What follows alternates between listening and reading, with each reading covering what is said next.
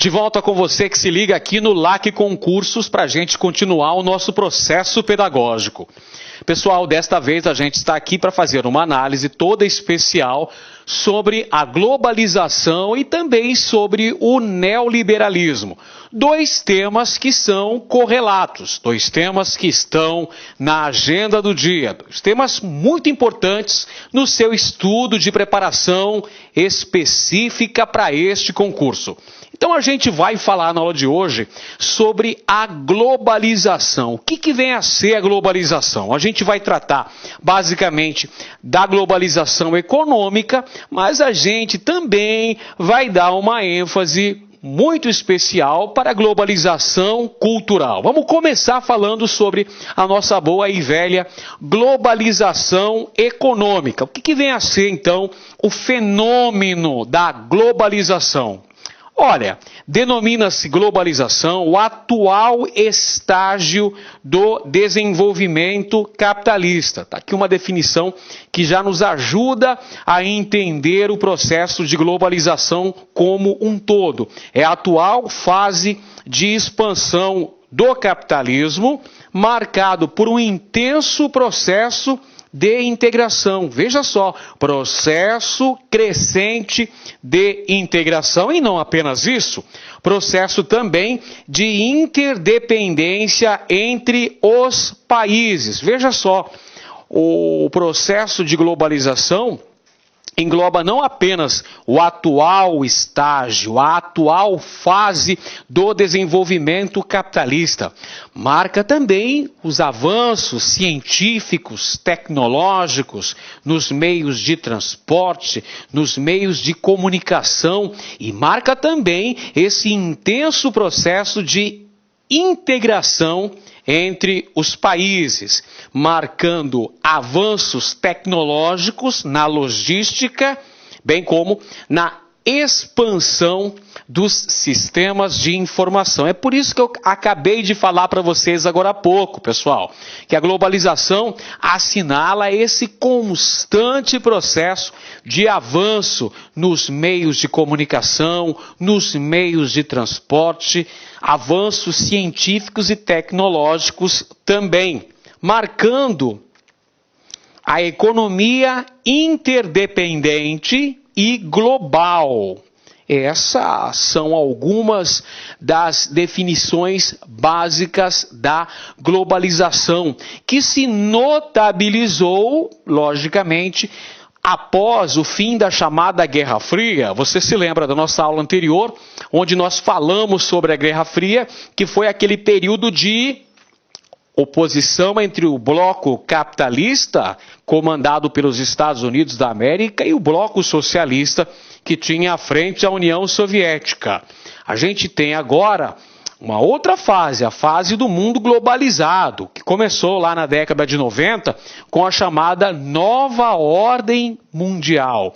Essa ordem multipolar, marcada por essa integração econômica, por essa expansão, por esses avanços tecnológicos, avanços científicos, que são a característica principal do nosso contexto atual, marcado por essa grande integração entre os países, marcados por grandes transações econômicas, por aumento da produção, aumento do consumo no mundo. O processo de interligação, integração e expansão econômica envolvendo os mais variados países do mundo, com destaque, evidentemente, é claro, a gente tem que sublinhar esse fato, com destaque para os países mais desenvolvidos, aqueles países que apresentam economias mais fortes e mais diversificadas, que vão justamente liderar esse processo conhecido como globalização econômica. Bom, vamos ver então algumas das características principais do processo de globalização econômica. A gente tem, por exemplo, uma explosão do comércio internacional. O que significa isso? Significa que as trocas mundiais de mercadorias e serviços são muito mais intensas. A gente pode, inclusive, fazer um pequeno adendo aqui, pessoal. Não que a globalização seja um fenômeno essencialmente recente, essencialmente novo. Ele não é. De forma alguma, não é um fenômeno novo. Afinal de contas, a gente pode pegar na própria história momentos em que tivemos essa grande integração econômica. A gente pode olhar, por exemplo, lá para o período da Idade Moderna, com as grandes navegações e os seus primeiros e principais desdobramentos, a gente já tem ali uma primeira etapa de uma certa globalização econômica. Posteriormente, lá no século XVIII, com a Revolução Industrial, a primeira Revolução Industrial, que teve a Inglaterra como seu berço, a gente tem uma outra fase ali de expansão econômica.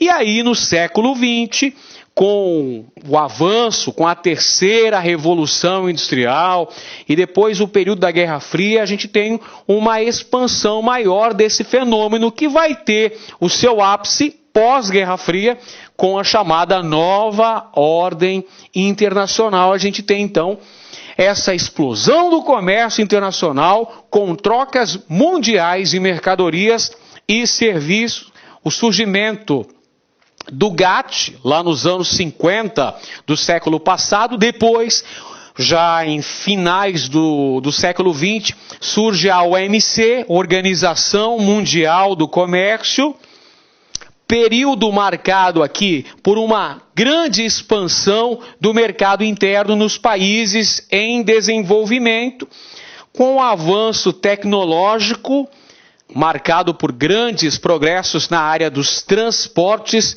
e também nas áreas relacionadas com as comunicações. Vamos pegar um exemplo mais fácil de ser entendido nesse processo. Olha aí a internet, pessoal. A internet promovendo esses grandes avanços aí no campo das comunicações, estreitando aí a distância, tornando o mundo menor ainda, um lugar menor ainda, facilitando a comunicação entre pontos diferenciados do planeta. E uma outra característica ainda muito importante do processo de globalização, dentro do ponto de vista econômico, sem dúvida alguma, é o surgimento e o fortalecimento dos blocos econômicos. Veja bem, uma característica fundamental aqui desse processo de globalização econômica, o surgimento dos chamados blocos econômicos, pessoal. A gente pode mencionar como esses blocos importantes do mundo atual, o NAFTA, o North American Free Trade Agreement, ou Acordo Norte-Americano para o Livre Comércio, como os Estados Unidos, Canadá e o México. A gente pode citar também o Mercosul, aqui na América do Sul, a União Europeia, é isso também, a União Europeia, o Bloco do Pacífico, entre outros blocos econômicos importantes. Então, esta é uma característica fundamental do processo de globalização econômico, o surgimento de blocos supranacionais, os chamados blocos econômicos. Outra característica é a internacionalização da produção, com o desenvolvimento, com a expansão das ditas empresas transnacionais, aumentando ainda mais a produção, assim como o consumo mundial de produtos, pessoal. Olha só que coisa.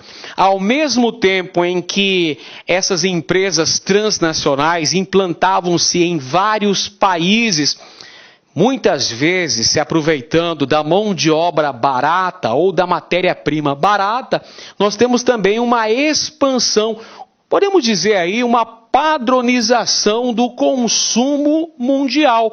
O consumismo é um desdobramento importante desse processo de globalização econômica. Expansão da produção industrial em alguns países em desenvolvimento. A gente pode citar, por exemplo, os países do grupo chamado de tigres asiáticos. Nós podemos citar a expansão econômica da China, muitas empresas transnacionais que instalavam a sua área de produção em países onde a mão de obra era extremamente barata e onde os recursos, as matérias-primas também apresentavam preços mais favoráveis a essa produção, uma produção mais barata, um barateamento do custo da produção é também uma característica da globalização econômica. Aí está a busca pelo barateamento da produção. Temos ainda como característica da globalização o aumento do fluxo de capitais, pessoal, com essas empresas transnacionais mandando esses produtos a serem consumidos em grande parte do mundo. Um exemplo aí são os fast food, que se proliferaram pelo planeta. O McDonald's é um exemplo disso, que promoveu inclusive uma padronização desse consumo em escala global. Perfeito? Olha só, esse fluxo de capitais girando muito mais rápido no mundo, as bolsas de valores interligadas, o capital sendo muito mais volátil, dando inclusive margem para a ação do chamado capital especulativo. Não é à toa, pessoal, que as crises econômicas dos últimos anos acabaram se tornando crises globais. A exemplo do que foi aí a crise de 2008, com a bolha imobiliária que começou nos Estados Unidos e acabou atingindo grande parte dos países do mundo por causa dessa interdependência econômica muito grande que existe entre os países e essa circulação muito maior do capital pelas mais variadas bolsas de valores pelo mundo, por causa, evidentemente, dos avanços das telecomunicações. Com o avanço da internet, o capital passou a girar muito mais rápido pelo mundo. Perfeito? Então a gente tem que entender esse processo, que é uma globalização econômica que acabou levando, sinceramente, a uma globalização cultural. Olha só como as coisas estão interligadas. O avanço na tecnologia, nos meios de comunicação, promoveu essa expansão da produção em escala global, que é a chamada globalização econômica. Por sua vez, essa globalização econômica acabou levando a uma globalização cultural, com a padronização da produção de produtos, com a padronização do consumo também, pessoal. O consumo entre vários países do mundo acabaram tendo uma característica levada à generalização, ou seja, à padronização desse consumo também. E olha só outra característica que a gente pode colocar aqui como fazendo parte decisivamente desse processo de globalização cultural, que é justamente a proliferação das chamadas redes sociais. Você tem aí o Facebook, o Twitter e outras tantas mídias sociais que hoje fazem parte da vida, não apenas das pessoas, mas também das empresas que atuam nessas chamadas mídias sociais, promovendo então essa interligação também entre as pessoas no mundo. Então você percebe que a globalização econômica acabou invariavelmente levando também a uma globalização do ponto de vista cultural. Quais seriam então os benefícios desse processo de grande expansão da produção capitalista, de maior circulação aí do capital pelo mundo, nas mais variadas bolsas de valores mundo afora, dessa padronização cultural? Tem benefícios e tem malefícios. A gente tem que colocar na balança esses dois aspectos. A gente tem que olhar quais são os pontos positivos da globalização, e eles existem, e quais são os pontos desfavoráveis, Quais são os pontos negativos? Infelizmente, eles também existem. Vamos começar fazendo uma análise dos benefícios do processo de globalização. A gente tem, por exemplo, o avanço nos transportes e nas comunicações. Bom, claro que o desenvolvimento dos meios de transporte, o desenvolvimento dos meios de comunicação, claro, isso foram fatores muito importantes, encurtando as distâncias e ajudando, trazendo benefícios à vida das pessoas. Tudo bem que é de um número reduzido de pessoas que têm acesso a essa globalização de forma mais intensa. Mas, inegavelmente, a globalização trouxe avanço nos transportes e também nas comunicações. A globalização também contribuiu para importantes conhecimentos científicos, descobertas científicas, avanços, por exemplo, na medicina, pessoal. Pesquisas cada vez mais intensas, procurando a cura das mais variadas doenças, estudos que são aprimorados em vários centros de excelência espalhados pelo mundo. Outro benefício da globalização ainda, o surgimento de novas tecnologias. Aí a gente até já mencionou a internet, a telefonia móvel também, pessoal, promovendo esse grande avanço, facilitando a comunicação, a integração entre os indivíduos. Ainda podemos mencionar o desenvolvimento da produção agrícola, o uso mais intensivo de máquinas, de implementos agrícolas, potencializando dessa maneira a produção ligada à agricultura.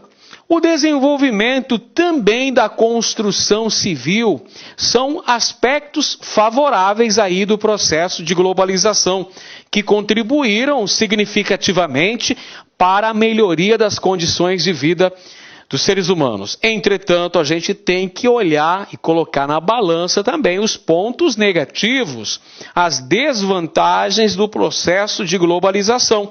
Como a gente pode citar, as crises financeiras internacionais.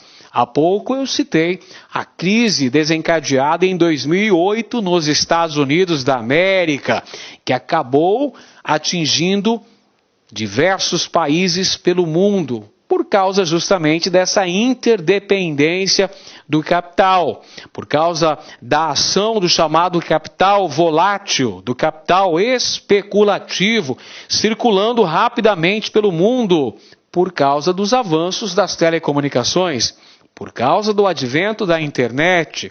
Então, uma desvantagem, um ponto negativo da globalização, as crises financeiras em escala global. O maior impacto dessas crises nos países em desenvolvimento. É claro que os países que apresentam um parque industrial menos diversificado, uma economia menos bem alicerçada, bem estruturada, sofrem muito maiores impactos dessas crises estabelecidas. O aumento do desemprego em escala global é outro aspecto negativo, é outro calcanhar de Aquiles que vem, sobretudo, nos países em desenvolvimento, nos países que não têm uma economia tão bem infraestruturada, por causa principalmente da qualificação dessa mão de obra.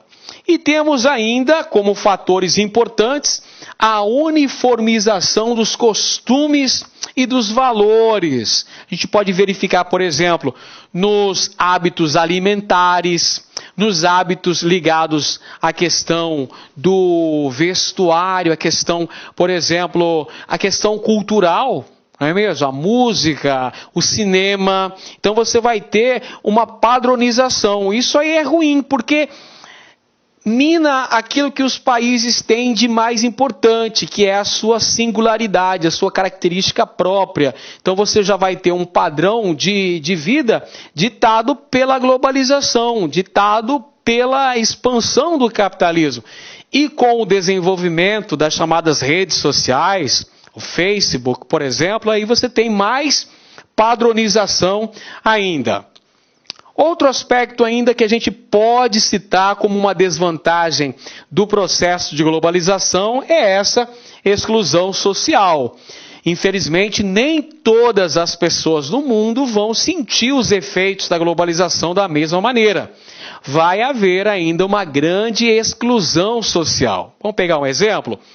O acesso à internet de qualidade, internet banda larga, não é feito de maneira igualitária ou de maneira uniformizada no mundo todo, evidentemente. A gente vai ter países com um grande desenvolvimento tecnológico, um grande desenvolvimento científico e também nos meios de comunicação e países que apresentam grandes disparidades. Então, inegavelmente, ainda tem como um efeito dessa globalização a exclusão social, além dos danos ao meio ambiente, pessoal. Essa expansão desenfreada da produção industrial, da produção capitalista e até mesmo da produção agrícola, deixando um saldo bastante negativo no que diz respeito basicamente à poluição, aos danos ambientais. Então a gente tem que colocar na balança. A globalização apresenta aspectos muito importantes, grandes vantagens, grandes benefícios à humanidade. Mas, por outro lado, temos que colocar também na balança as questões desfavoráveis que são fruto do processo de globalização. E agora a gente vai fazer um comentário sobre o chamado neoliberalismo, pessoal, que é a fase atual do liberalismo. O liberalismo que surgiu lá no século XVIII, essas ideias ligadas aí à não intervenção do Estado na economia, à defesa do chamado livre comércio, que surgiram lá com Adam Smith.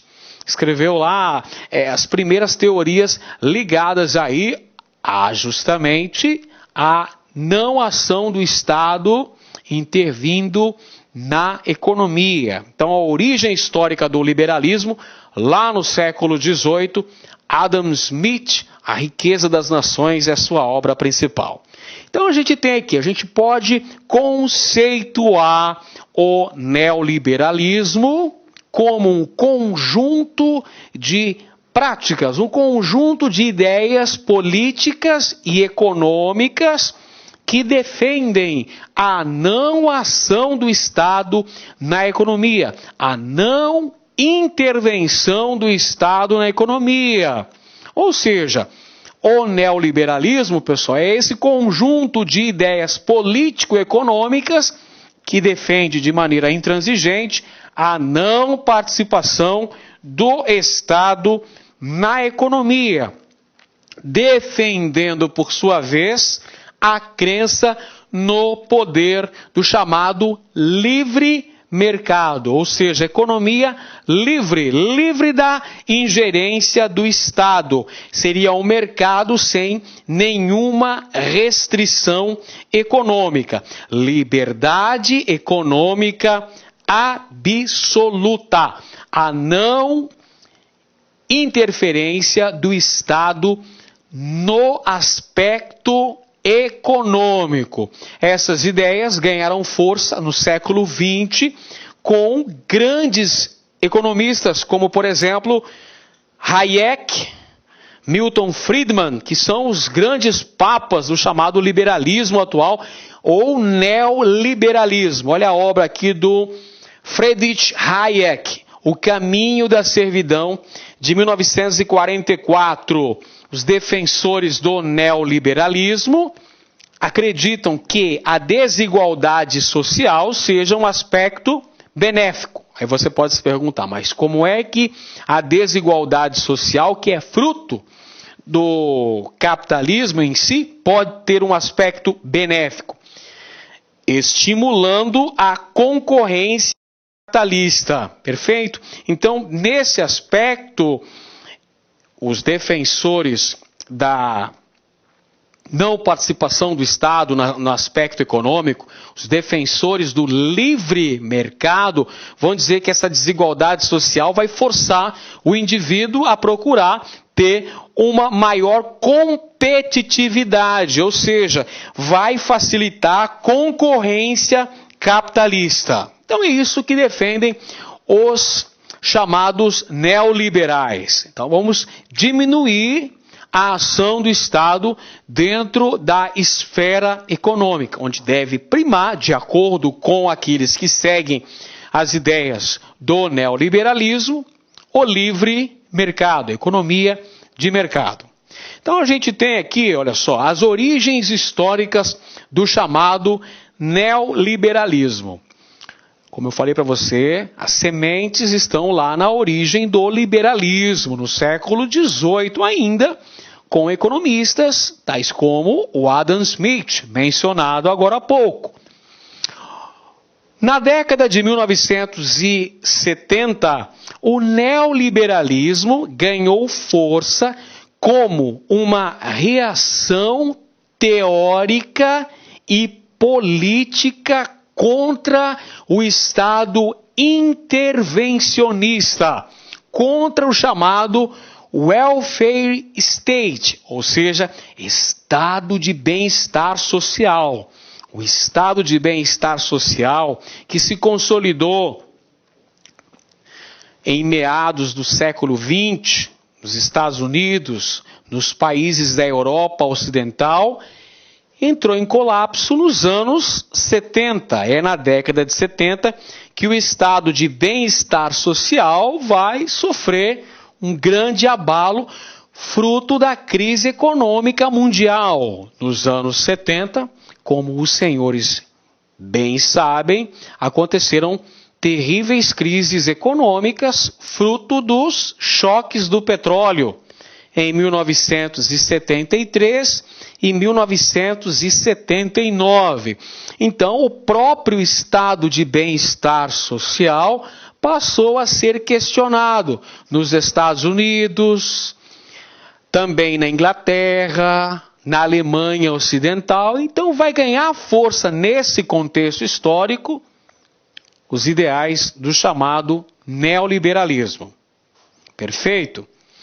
Essas propostas neoliberais, defendidas por Hayek, defendidas também por Milton Friedman, apresentavam os seguintes objetivos: a retirada do Estado da economia, ou seja, a não interferência estatal sobre a esfera econômica, o Estado devendo lidar apenas com áreas estratégicas, como, por exemplo, saúde, educação, segurança, deixando a área econômica para o predomínio da livre iniciativa. É o que vai se convencionar chamar de Estado mínimo, ou seja, a defesa da abertura da economia, bem como a necessidade da privatização das empresas estatais.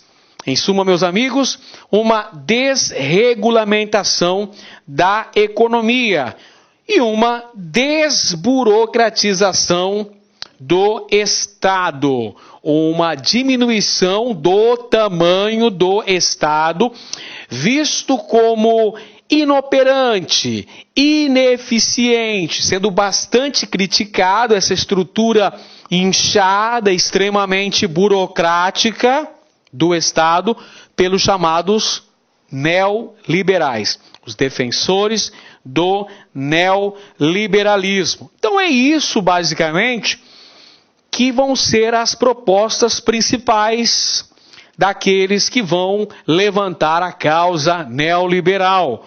A diminuição do tamanho do Estado, a diminuição da interferência estatal na economia, a limitação da ação, da interferência do Estado, a diminuição do tamanho do Estado, a chamada desburocratização. Perfeito, meus amigos? Muito bem. Vejamos então quais foram as principais práticas neoliberais que nós tivemos ali no final do século XX pelo mundo. Na Inglaterra, olha só, na Inglaterra o neoliberalismo ganhou consistência, ganhou uma força muito grande durante o período em que Margaret Thatcher, a Dama de Ferro, eila aí, Margaret Thatcher, a Dama de Ferro, era a primeira-ministra da Inglaterra, perfeito? Margaret Thatcher, entre 1979 e 1990, foi a primeira-ministra do Reino Unido. Perfeito? E quais foram suas ações? Suas ações foram ligadas a um profundo corte nos gastos públicos, ligados à área social. Ou seja, um corte drástico nos gastos públicos. Durante o seu governo, a Dama de Ferro atuou no sentido de desmontar o tamanho do Estado intervencionista e de bem-estar social que existia naquele país. Como resultado, olha só o que a gente teve como resultado, um aumento do índice de desemprego na Inglaterra, bem como uma desmobilização sindical naquele país. E ainda a privatização de diversas empresas estatais e a queda de impostos sobre fortunas, sobre grandes riquezas lá no Reino Unido. Não é à toa que ela ficou conhecida como Iron Lady, ou seja, a Dama de Ferro, porque Margaret Thatcher conseguiu aí derrotar os sindicatos, não é?